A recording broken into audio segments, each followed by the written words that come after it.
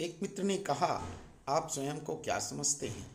इस संसार में आपसे बड़े बड़े ज्ञानी और महान साधक पड़े हुए हैं, जिनके सामने आप एक शब्द भी नहीं बोल सकते। मैंने कहा, सही कहते हो मित्र, पर मैंने आज तक किसी वाणी में नहीं कहा कि मैं कुछ हूँ, क्योंकि मैं तो हूँ ही नहीं। सिर्फ वो है जो सब देख रहा है, अच्छा भी और बुरा भी, समान रूप से। अब रही बात मुझसे बड़े बड़े ज्ञानी और महान साधकों की, तो वे भी संसार से छुपे नहीं हैं।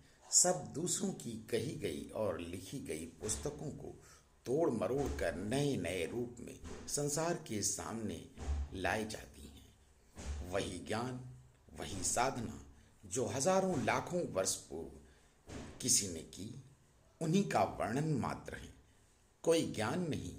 क्योंकि ज्ञान तो स्वयं में है और उसे वर्णित नहीं किया जा सकता। सिर्फ ज्ञान हुआ जा सकता है, और मैं वही ज्ञान हूँ। ज्ञानी या कोई महान साधक नहीं जो कुछ पुस्तकें या श्लोक रटकर संसार के समक्ष प्रस्तुत कर सके। मैं तो उस अस्तित्व के द्वारा दी गई वाणी हूँ, जो वो दिखा दे, बस वही कह देता हूँ। उन ज्ञानियों और महान साधकों के सामने मैं कैसे बोल सकता हूँ जब मैं ज्ञानी ही नहीं हूँ।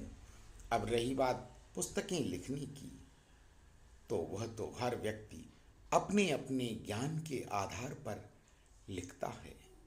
जैसे किसी ने वेद लिखे, किसी ने पुराणों की रचना की, कोई टीकाएं लिखता रहा, किसी ने रामायण, किसी ने महाभारत की रचना की।